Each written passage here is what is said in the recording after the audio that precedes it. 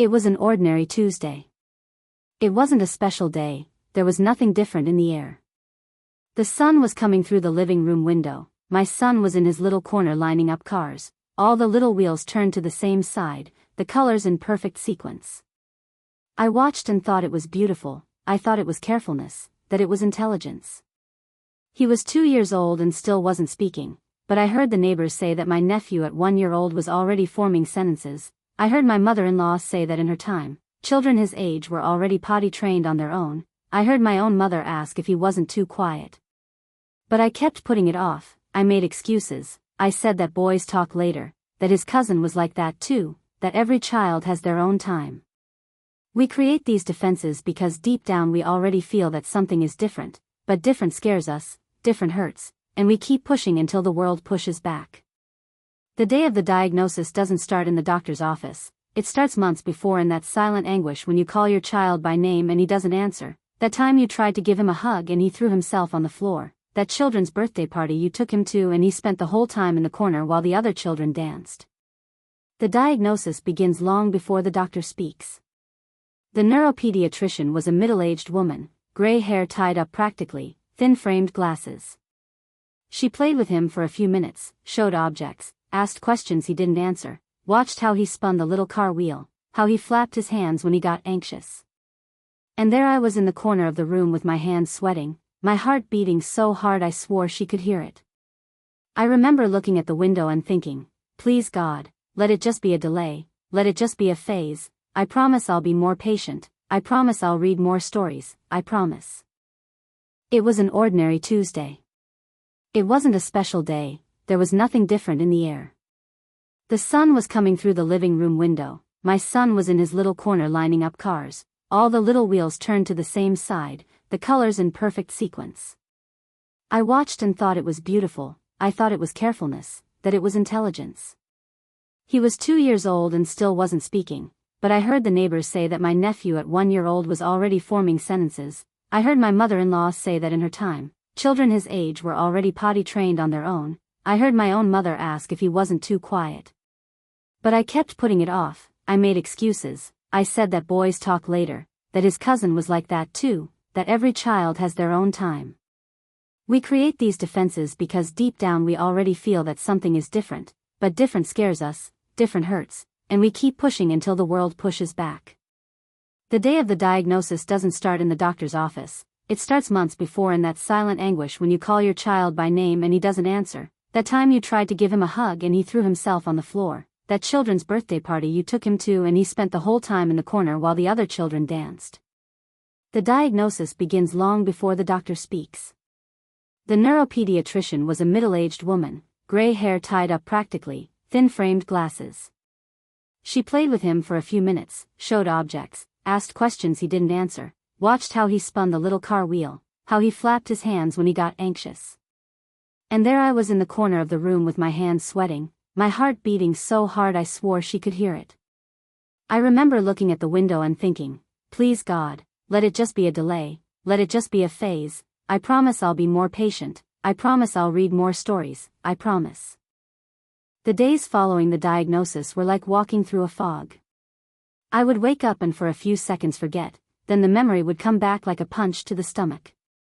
Autism, autism, autism. The word wouldn't leave my head. I looked at my son and saw autism, I looked at myself and saw an autism mom, everything had changed and nothing was the same anymore. The first nights were the worst, I couldn't sleep, I kept searching on Google, I went on websites, read articles, watched videos, and each new piece of information was a blow. Prognosis, comorbidities, support levels, therapies, rights. There was so much that my head felt like it would explode. And in the middle of all that information, I felt more and more lost, more and more scared. My husband tried to support me, but he was also in shock. We didn't know how to talk about it, I cried and he stayed silent, he tried to talk and I couldn't listen. Grief came for both of us, but each lived it in their own way. I needed to talk about it all the time, he needed distraction to not think. I wanted to research all possible therapies, he said to take it easy. And in this difference of dealing with pain, we almost lost each other. No one tells you that the diagnosis can distance a couple, that the way each person processes the news can create an abyss. They were difficult days, silent nights, looks that avoided each other. Until one day we sat down and cried together, and in that shared cry, we found each other again. Family was another challenge. My mother said it was an exaggeration, that this didn't exist in her time, that it was just about raising him with a firm hand. My mother-in-law said that the neighbor's cousin was like that and now he's normal, that it was just a phase. My brother asked if I was sure, if it wasn't better to get another opinion. No one said what I needed to hear, no one said it would be okay, no one asked how I was. It was as if the diagnosis were a shameful secret, as if my son had become a reason for compassion or judgment. I felt alone, even surrounded by people.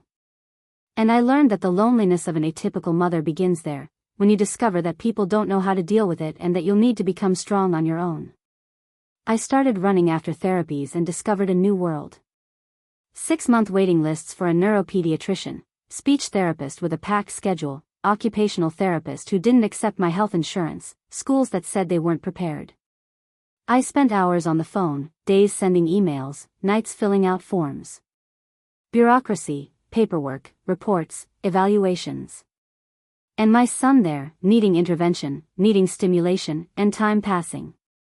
No one tells you that the fight isn't just emotional, it's also bureaucratic. That you'll need to learn about laws, about rights, about health insurance, about the public health system. That you'll need to fight for every right of your child, you'll need to demand, complain, appeal. And all of this while trying to stay whole. There was a day when I sat on the kitchen floor and cried because I couldn't take it anymore. The phone wouldn't stop ringing, there were bills to pay, therapy to schedule, reports to submit, and my son had a meltdown that lasted an hour. I was at my limit, I wasn't sleeping right, I wasn't eating right, I no longer existed as a woman, I only existed as an autism mom. I looked in the mirror and didn't recognize myself, sunken eyes, pale skin, disheveled hair. And there in front of the mirror I realized that I needed help, that I wouldn't make it alone, that if I continued like this I would get sick and then who would take care of my son? It was the first moment of clarity after the diagnosis, the first time I understood that taking care of myself was also taking care of him. In the midst of so much rushing, so much therapy, so much fighting, something began to change. It wasn't overnight, it was slow, almost imperceptible. My son, who before wouldn't look me in the eyes, began to exchange quick glances. Then came longer looks, looks that asked for something, looks that said I love you without needing to speak. He began to seek me out, to come close, to rest his little head on my arm. He didn't speak, but that touch said everything. In those seconds of silence, I understood something that no book, no doctor, no therapy taught me. He loves me, he just loves in his own way. The problem was never the lack of love, the problem is that the world demands a certain way of loving and he has his own way. The first word came without warning. I was giving him a bath, singing a song, and out of nowhere he said, "Mom." He didn't look, didn't repeat it, but he said it. I froze, my heart raced, tears came. I spent the rest of the day repeating "Mom, Mom, Mom," hoping he would say it again, but he didn't. And that was okay, because he had already given me a gift, he had already shown me it was possible. Then came another word, and another, and another.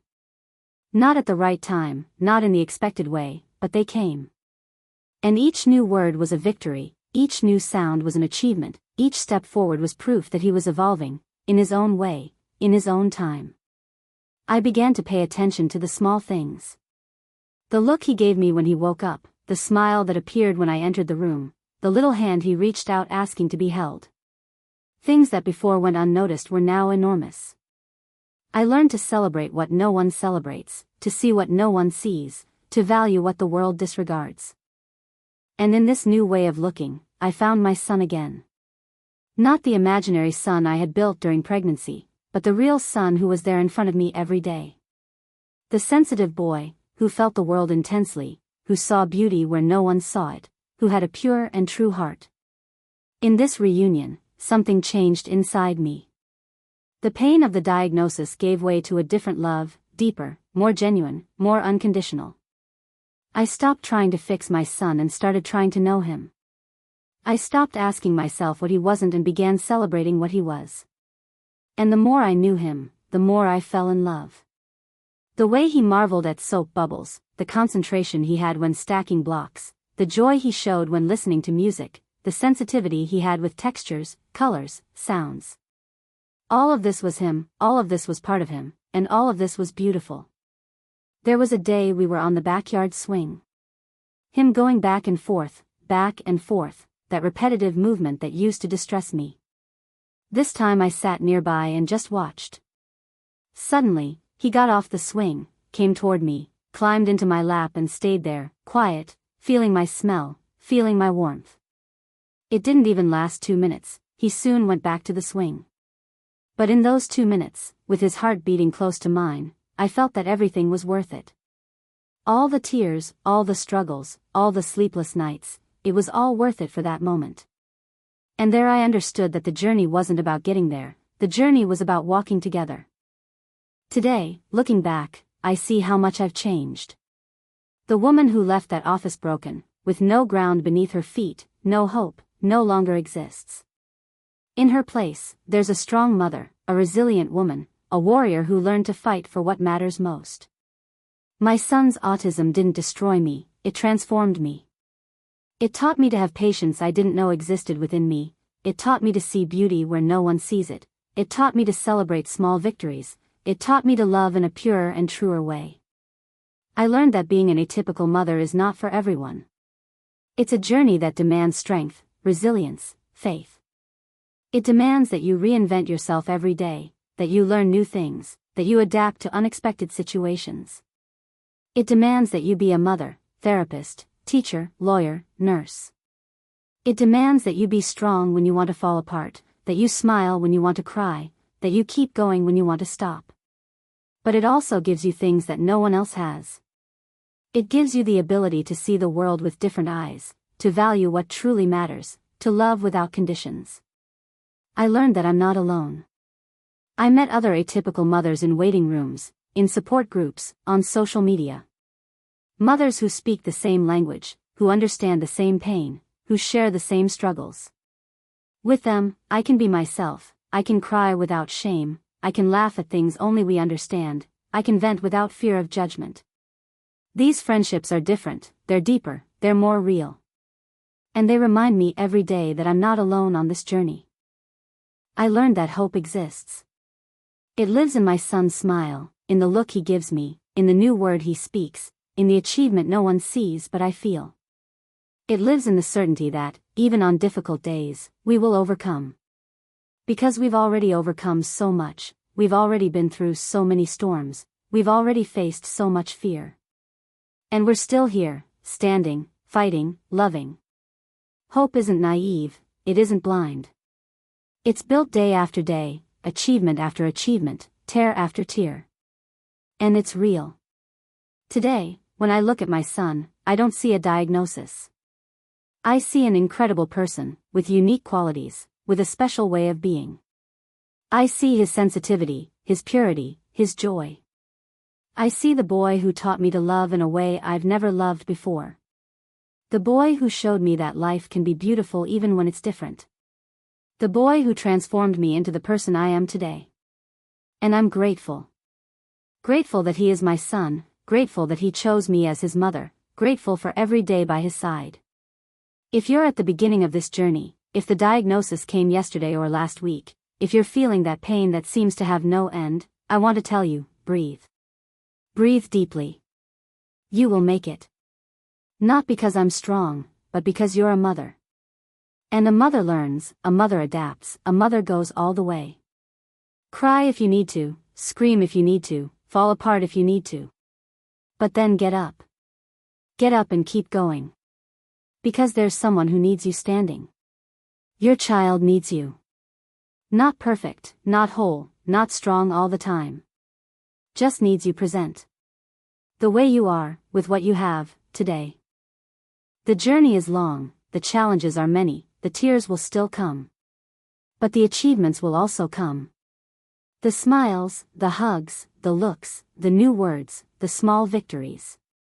All of this will arrive. In the right time, at your child's pace, as God allows. And when it arrives, you'll look back and see how far you've come, how much you've overcome, how much you've learned. And you'll feel pride.